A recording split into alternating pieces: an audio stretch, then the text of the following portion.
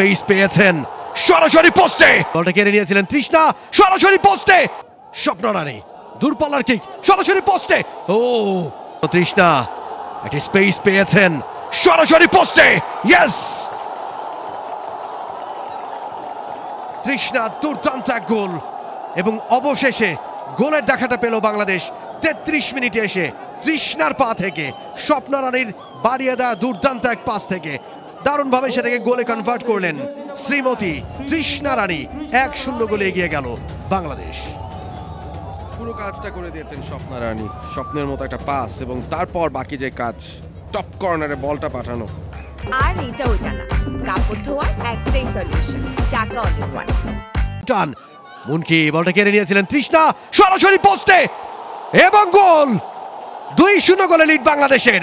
তৃষ্ণার গোল জোড়া পূর্ণ করলেন তৃষ্ণা। দারুণ একটা গোল, দেখার মতো গোল। দর্শকদের যে আবেদন ছিল গোল চাই আবেদন, সেটাতে কিছুটা হলেও সে আবেদন পূরণ করলেন তৃষ্ণা। দুটা গোলই এসছে তার পা থেকে। বলটা কেড়ে নিয়েছিলেন মুনকি, তার জায়গা থেকে সেখানে তৃষ্ণা এবং একজন ডিফেন্ডারের তাকে বোকা বানিয়ে, গোলকিপারকে বোকা বানিয়ে দ্বিতীয় গোলটা করলেন দলের হয়ে তৃষ্ণা। রূপা, স্বপ্ন রানী, দূরপাল্লার কিক সরাসরি পোস্টে। ও গোললাইন কি পেরিয়েছে এবং গোল স্বপ্ন রানী ক্রসবারে লেগে সেটা গোল লাইনটা পেরিয়ে পোস্টে ঢুকে গিয়েছিল বলটা এবং ৩-০ গোলে এগিয়ে গেল বাংলাদেশ। স্বপ্ন রানীর দূরপাল্লার কিক, দারুণ একটা কিক, মাপা শট, সেটা ঠেকাবার কোন রকমের মন্ত্রই যেন জানা নেই পেমার। আরো একবার দেখুন, সেটা অনেকটা উপর দিয়ে ক্রসবারের ভেতরে লেগে সেটা পড়লো গোল পোস্টের ভেতরে। ৩-০ গোলের লিড এই মুহূর্তে বাংলাদেশের। খানিকটা ভাগ্যের ছোঁয়া এবং সেই সাথে এই যে গত ৪-৫ মিনিট ধরে যে আক্রমণের ধারাটা বাংলাদেশ বজায় রেখেছিল, সেখান থেকে প্রতিপক্ষের কাছ থেকে একটা ভুল বের করে আনা, দুটোর সংমিশ্রণেই গোলটা হয়েছে। তবে এবারে কেলদেন এগিয়ে যাচ্ছেন। ভুটান কিন্তু প্রতি ম্যাচেই গোল দিয়েছে, এই ম্যাচে এখনো পর্যন্ত তারা গোল দেয়নি, সুতরাং যে কোনো সময় একটা থ্রেট হয়ে আসতে পারে তারা। পূজা, চমৎকার লে অফ উনকির জন্য, বাড়িয়েছেন তিনি। উমেলা রয়েছেন সেই প্রান্তে, বলটা ধরতে পারলেই বিপদ হতে পারে। অসংখ্য খেলোয়াড় ডি বক্সের ভেতর ঢুকেছেন।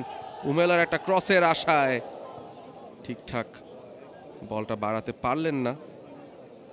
স্বপ্না রানীর নামের সঙ্গেও একটা গোল যুক্ত হয়ে গেছে। আবারও দেখছি রিপ্লেতে একটা লব করেছিলেন, একেবারে লোপ্পা একটা লব,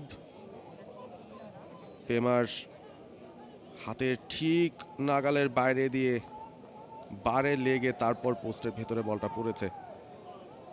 ইন্টারন্যাশনাল ফুটবলে আমরা অনেক সময় দেখি গোল লাইন টেকনোলজি দিয়ে এই ধরনের ব্যাপার মীমাংসা করা হয়। তবে অ্যাসিস্ট্যান্ট রেফারিকে অবশ্যই ধন্যবাদ, তিনি এমন একটা পজিশনে দাঁড়িয়েছিলেন সেখান থেকে তিনি স্পষ্ট দেখতে পেয়েছেন বলটা পোস্টের ভেতরে ড্রপ করেছে, সে কারণে বাংলাদেশ তাদের তৃতীয় গোলটা পেয়ে গেছে। পূজা বলটা ভেতরে রাখতে পেরেছেন, আসার পর থেকেই বেশ তৎপরতা দেখাচ্ছেন তিনি রাইট ফ্ল্যাঙ্ক দিয়ে।